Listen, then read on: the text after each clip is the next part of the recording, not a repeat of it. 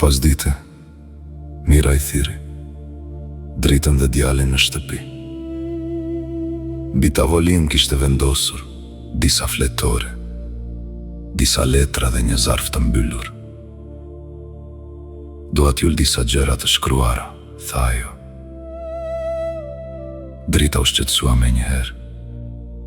"Nën, pse flet kështu?" Mira buzëqeshi. Sepse njeriu nuk duhet të pres fundin për të thënë gjërat e rëndësishme.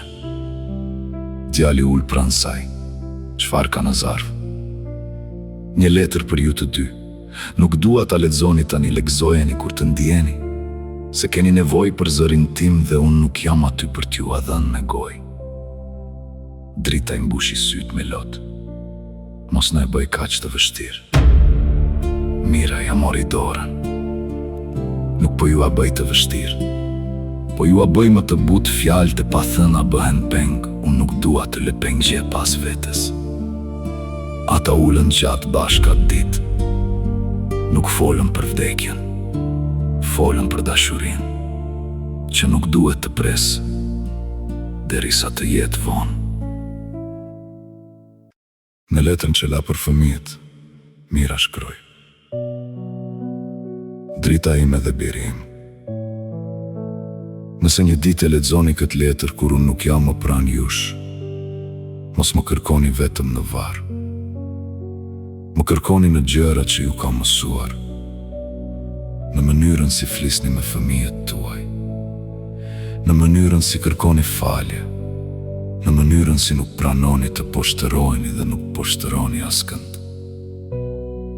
Unë nuk kam qenë nënë për kryer, kam pasur frikë, kam gabuar, kam qarë, kam vonuar disa vendime. Por ju kam dashur me gjithë shpirtin tim, dhe kur ika nga frika, nuk ika vetëm për vete, ika që ju të rriteshit në një shtëpi ku dashuria nuk matet me heshtje. Mos e ktheni dhimbjen time në urrejtje, kthejeni në kujdes. Mos e ktheni historinë time në barë, kthejeni në dritë.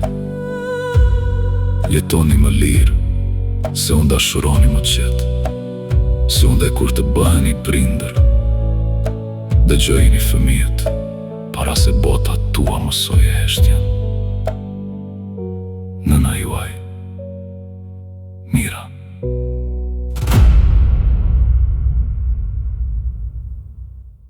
Drita nuk e hapi letrën atë ditë, por e mbajti në sirtarin e saj.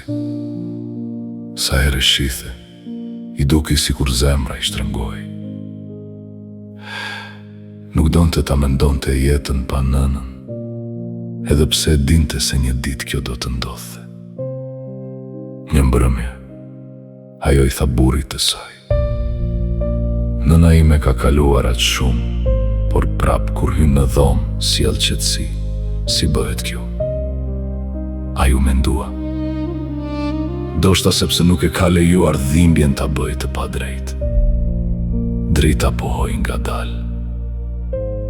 Kjo është gjëja më e vështirë, të mos ja kthesh botës plagët që të ka dhënë. Atë natë, ajo shkroi në ditarin e saj: "Nëna ime më mësoi se trashëgimia nuk është vetëm gjaku, as emri, as shtëpia. Trashëgimia është mënyra si e ndërpret dhimbjen që të mos kaloj te ata që vinë pas teje." Ajo fjali më vonë do të bëhej hyrja e librit të saj të dytë. Kështu, zëri i Mirës vazhdoi të jetonte në zërin e vajzës.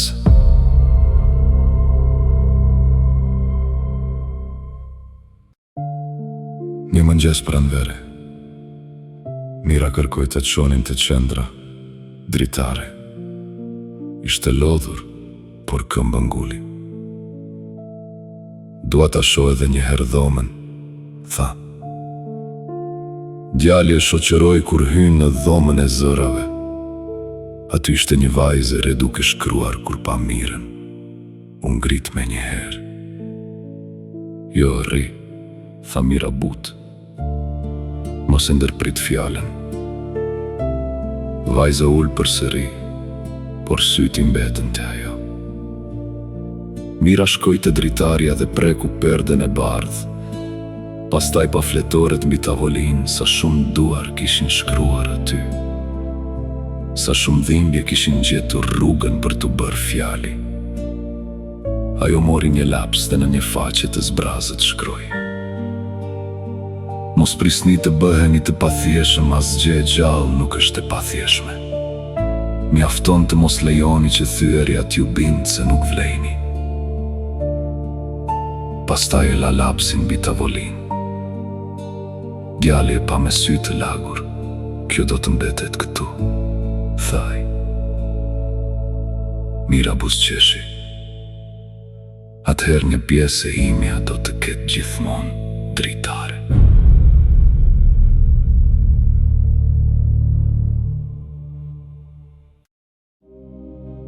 Pas vizitës në qendër, Mira u kthyu në shtëpi e qetë. Nuk foli shumë. Ullë në balkonin ku dikur rrinte me Adrianin dhe kërkoi një batanie të hollë. Drita, djali, një përit. Dhe mbesat ishin aty atë pas dite. Shtëpia ishte mbushur me zëra. Mira i dëgjonte dhe buzëqeshte. Dikur kishte ndërruar një shtëpi ku fëmijët të qeshnin pa frikë.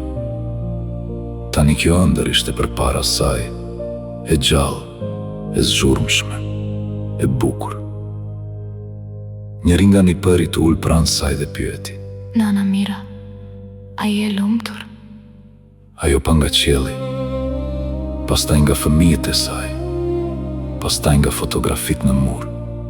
Po, tha ngadalë: jo sepse jeta më dha gjithçka që desha, por sepse nuk arriti të ma marrë gjithçka që isha. Fëmia nuk e kuptoi plotësisht, por e përqafoi. Drita i dëgjoi dhe qau në heshtje. Ajo e dinte se në atë fjali ishte e gjithë jeta e nënës së saj. Ditët e fundit të Mirës nuk ishin të mbushura me frikë. Ajo kishte dhimbje, kishte lodhje, kishte qaste, kur trupi nuk i bindej si dikur, por shpirti i saj duke i qetë. Një natë, Drita qëndroi pranë saj, doma ishte ndriquar lehtë. Nga një lambe vogël Mira hapi sytë dhe tha: a je aty? Jam këtu, nën. Mos qaj shumë për mua kur të iki. Drita nuk mundi t'i ndalte lotët. Si të mos qaj? Mira buzëqeshi dobët. Qaj për mos u bëj shtëpje e pikëllimet, unë kam qarë shumë në jetë dhe e di. Lotët duhet të kalojnë për mes nesh, jo të mbetën të jetojnë brenda nesh. Drita ja puthi dorën. Kam frikë të humbas. Nuk më hum krejt, bia ime njeriu që të ka dashur mirë. Nuk zhduket, a i ndryshon vend. Nga dhoma kalon në kujtes, nga zëri kalon në zemër. Drita e mbështeti kokën pranë dorës së saj. Atë natë, të dyja qëndruan zgjuar, duke mos i ikur së vërtetës. Të nesërmen, Mira kërkoi t'i sillnin fotografinë e Adrianit. Djali ja vendosi pranë shtratit. Ajo shikoi gjatë, me një buzëqeshje të butë. Ka njerëz që vinë në jetën tonë si stre, tha ajo. Ai ishte stre, po nuk më mbylli brenda. Më mësoi se stre e mirë është ajo që të forcon të dalësh përsëri në dritë. Djali u ul pranë saj. ai na mungon shumë. Edhe mua, tha Mira. Por mungesa e ti nuk është e ftohtë, është si një karrige bosh pranë zjarit. E she, të dhëmb, por të kujton se dikur aty ka pasur ngrohtësi. Djali qau. Mira ja preku dorën. Mos ki frik nga butësia. Birburat që qajnë me zemër të pastër nuk humbin burrërin. humbin vetëm gurin që ua kanë vendosur mbi shpirt. Aja puthi dorën. Kjo ishte dhurata e fundit që Mira i dha të birit. Lejen për të qenë i butë, pa turp.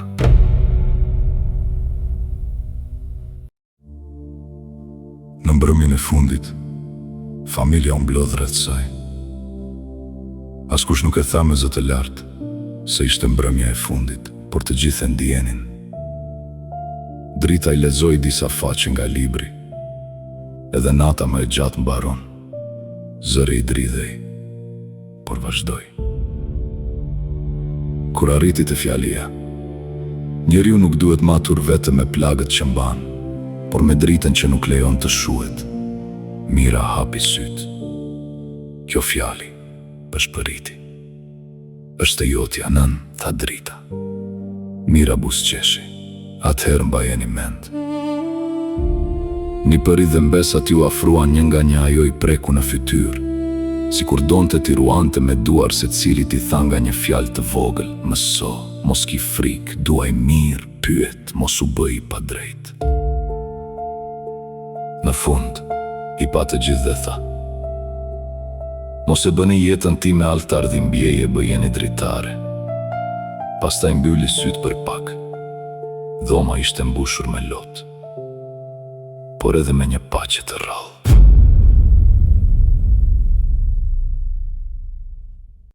Mira ndëroi jetë në agim. Jashtë, qielli kishte filluar të zbardhej.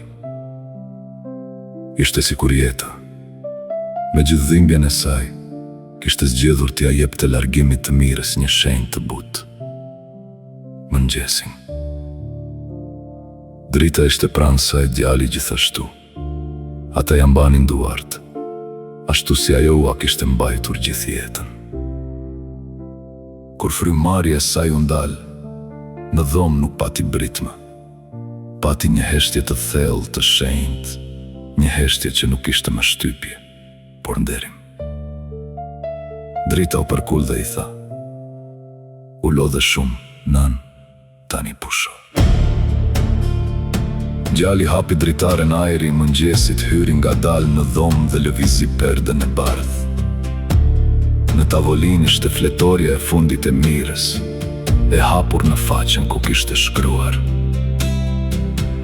kur të iki, mos thoni se u shua Drita, thoni se Drita ndërroi vend. Drita lesoi dhe qau, po Drita kishte ndërruar vend. Nga trupi Mirës kishte kaluar në jetët që ajo kishte prekur.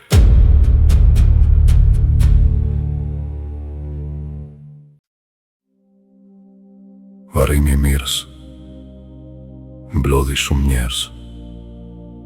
Erdhën familjar, lexues, gra nga qendra, vajza të reja, burra që kishin ndryshuar fal fjalëve të saj, fëmijë që tani ishin rritur në shtëpimet e qeta.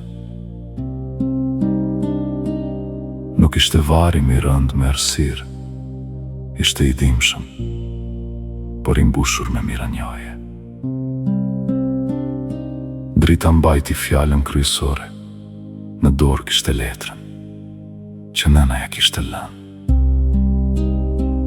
Nëna ime nuk pati jetë të lehtë, tha ajo, por ajo nuk kërkoi kur që ta mëshironim. Ajo kërkoi që të kuptonim. Ajo na mësoi se dhimbja duhet thënë jo për të hapur plagë, por për të mos i lënë plagët të trashëgohen në heshtje. Pastaj djali foli. Nana ime më mësoi se shtëpia nuk është vendi ku jeton trupi, por vendi ku shpirti nuk ka frikë. Shumë njerëz qanë. Në fund, një vajzë e re nga qendra vendosi mbi varrin e Mirës një fletore të zbrazët. Për zërat që do të vinë pas teje, tha ajo. Dhe kjo ishte ndoshta lamtumira më e bukur.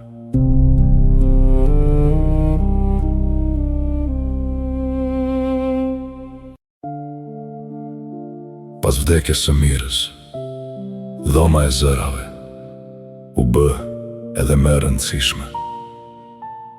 Njerëzit shkonin aty jo vetëm për të lexuar shkrimet e saj, por për të lënë edhe fjalët e tyre.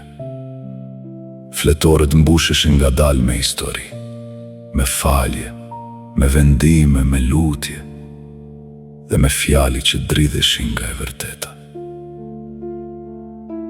Në mur u vendos një plakë e vogël, sipas dëshirës së saj. Pa lavdërime të mëdha të shkruaj: "Kjo dhomë nuk është për një grua të vetme. Është për çdo njeri që ka heshtur gjatë dhe një ditë vendosi të flasë." Drita shkon të shpesh. Aty ulej në karrigen pranë dritares dhe ndjente sikur nëna i shtente diku afër. Jo si fantazm dhimbjeje, por si prani e butë. Një ditë, ajo gjeti në një fletore një shënim nga një vajzë. Erdha këtu duke menduar se jeta ime kishte mbaruar. Dola duke menduar se ndoshta vetëm një kapitull kishte mbaruar. Drita e preku faqen me dorë. Mira vazhdonte të hapte dyer.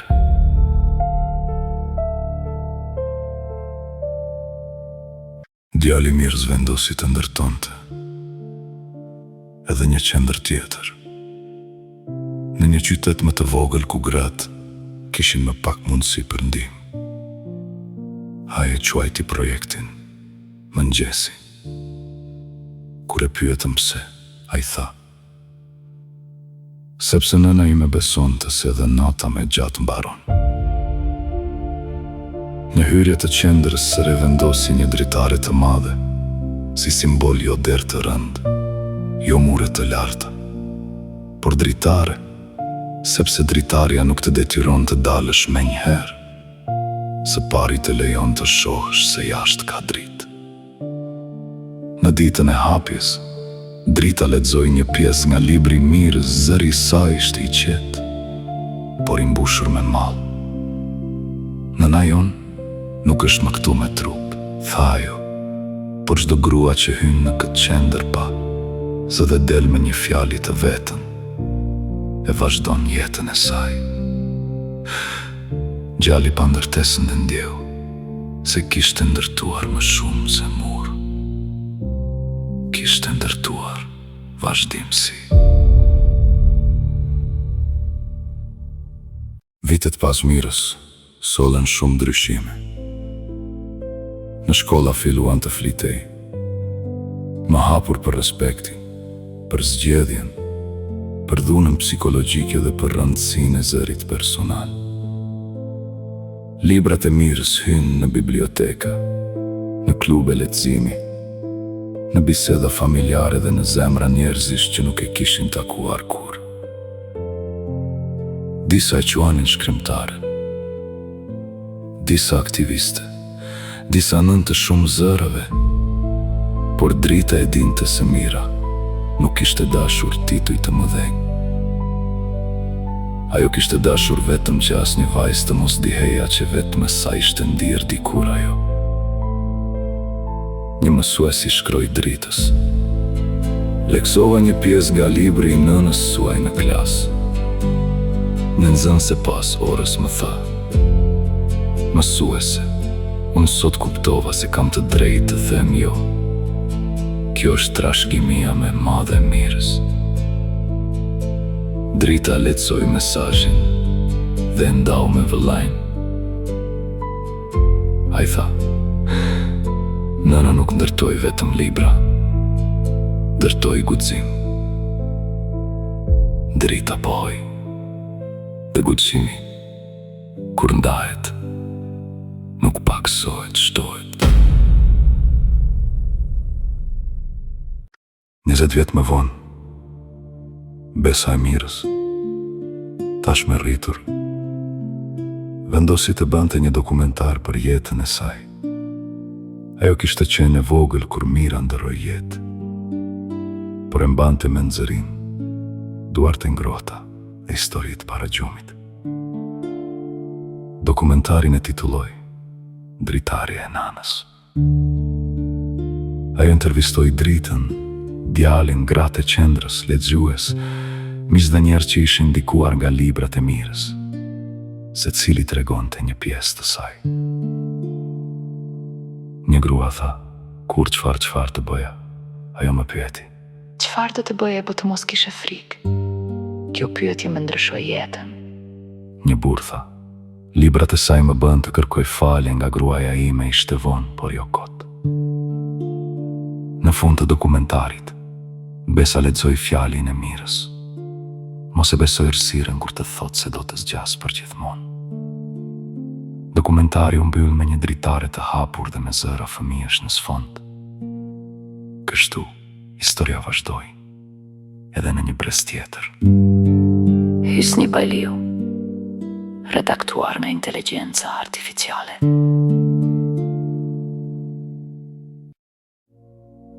Në premierën e dokumentarit, salla ishte mbushur. Drita ishte plakur tashmë, por syti kishte të njëjtë si të mirës. Të butë, të thellë dhe të mbushur me histori. Kur pa në ekran fotografitë e nënës, ajo qau në heshtje, jo nga dhimbje e papërballueshme, por nga malli është dhimbje që ka mësuar të rri butë pranë dashurisë. Pas shfaqjes, Besa e mirës doli në skenë dhe tha, unë nuk e njoha gjatë, nanën Mira, por e njoha përmes njerëzve që ajo ndryshoi. Donjëherë njeriu nuk matet me vitet që jeton, por me dritën që lë në jetët e të tjerëve. Pastaj u drejtua dritës. Mami, ti më mësove historinë e saj jo si tragjedi, por si forcë faleminderit që nuk ma trashëgove frikën. Drita e mbuloi fytyrën me duar. Ky ishte qasti kur ajo kuptoi se amaneti mirës ishte mbajtur. Dhimbja nuk ishte trashëguar si zinxhir. Ishte kthyer në dritë.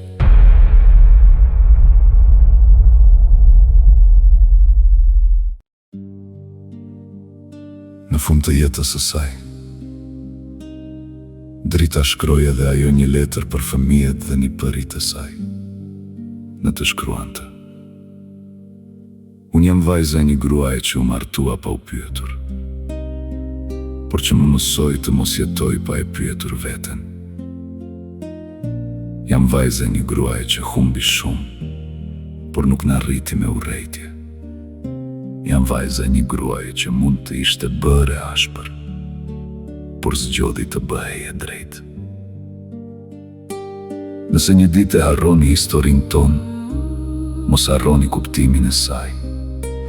Askush nuk ka të drejtë ta quaj dashuri atë që ju merr zërin. Askush nuk ka të drejtë ta quaj familje atë që ju mban me frikë. Askush nuk ka të drejtë ta quaj traditë atë që ju thyn shpirtin. Tradita më e mirë është ajo që ruan dinjitetin. Familja më e mirë është ajo ku njeriu dëgjohet. Dashuria më e mirë është ajo ku zemra merr frymë.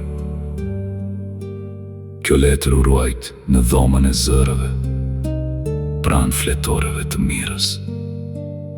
Kështu, nëna dhe vajza vazhduan të flisnin së bashku.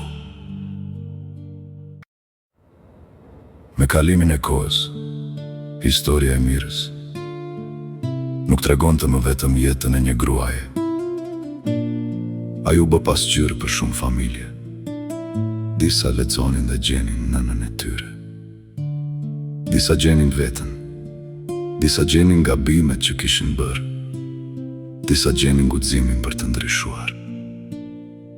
Një profesor sociologjie në një ligjërat për familjen dhe traditën tha: rasti mirës na tregon se ndryshimi shoqëror nuk fillon gjithmonë në parlament, në studio televizive apo në institucione të mëdha.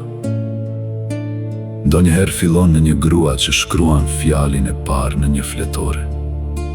pasi ka heshtur gjithë jetën. Studentët e dëgjuan me vëmendje. Një student e pyeti: a mundet një histori personale të ndryshoj shoqërinë? Profesori u përgjigj: po, nëse ajo histori prek një plag kolektive dhe historia e mirës e bëri këtë. Por me rëndësishmja nuk ishte çfarë thanë profesorët. Me rëndësishmja ishte se vajzat e reja po mësonin të thoshin më herët atë që mira e kishte thënë me vones. Edhe unë kam të drejtë të zgjedh.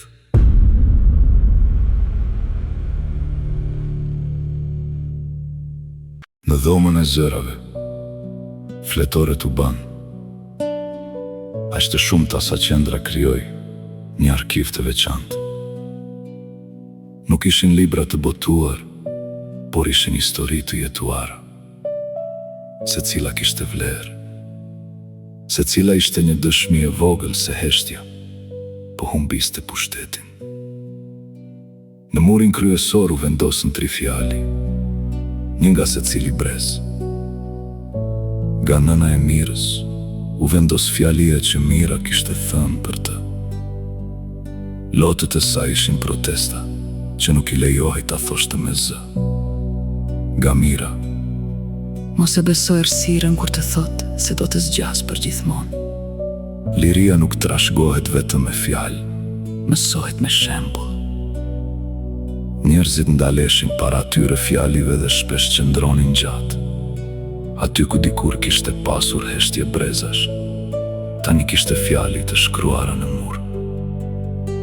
Një vajzë e re, pasi lexoi, i tha shoqes së saj: më duket sikur këto gra po më mbajnë dorën.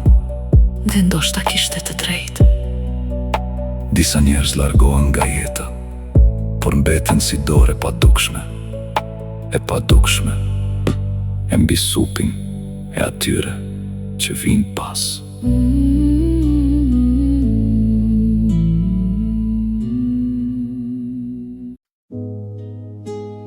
Shumë vite më vonë, në oborin e qendrës, dritare, unë boll një pemë modhe në kujtim të mirës. Nuk u zgjodh rastësisht, ishte kujtimi pemës së fëmijërisë së saj. Asaj peme ku dikur donte të ngjitej, para se jeta t'i thoshte të zbriste. Në ceremoninë e mbjelljes, mbesa e mirës tha: kjo pemë është për çdo vajzë që i kanë thënë të mos ngjitet lart, për çdo grua që i kanë zbritur nga ëndra, për çdo njeri që një ditë vendos të rritet përsëri. Fëmijët e qendrës hodhën dhe mbi rrënjë.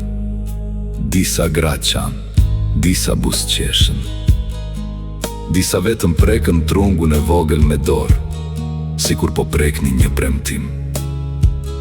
Në një plak pranë pemës u shkrua: rrënjët nuk janë për të të mbajtur poshtë, janë për të të dhënë forcë të rritesh. Kur pema lulëzoi për herë të parë, shumë njerëz e panë si shenjë. Jo shenjë mrekullie, por shenjë vazhdimësie. Jeta kishte mbyllur një rreth. Vajza që dikur nuk u lejua të ngjitej, tani ishte bërë pemë për të tjerët.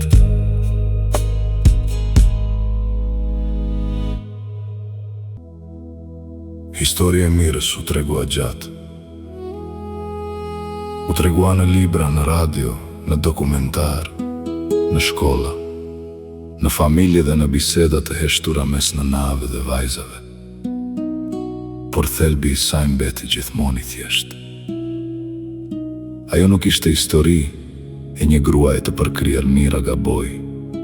U friksua, vonoi, heshti, qau dhe urzua. Por ajo bëri diçka që shumë njerëz nuk guxojnë ta bëjnë. Një ditë e pa dhimbje në sy dhe vendosi të mos jetonte, mos e burgosur e saj. Ajo nuk e ktheu vuajtjen në urrejtje, nuk e ktheu lirinë në hakmarrje. nuk e ktheu dashurinë e re në arratisje nga vetja. Ajo mësoi, ngadalë dhe me plagë, se njeriu mund të ndërtojë jetë të re, pa e mohuar të kaluar. Në fund, Mira nuk la pas vetëm libra, la fëmijë më të lirë, gra më të guximshme, burra më të vetëdijshëm, shtëpi më të qeta dhe një pemë molle që lulëzonte çdo pranverë. Dhe sa herë dikush pyeste se cili ishte mesazhi i jetës së saj, përgjigjja ishte kjo: mos lejo askënd ta quaj dashuri atë që ta merr lirin. Mos lejo askënd ta quaj tradit atë që ta thyen shpirtin. Mos lejo askënd ta quaj fat atë që mund ta ndryshosh me guxim. Sepse njeriu nuk lind për të jetuar, i heshtur në dhimbjen e të tjerëve.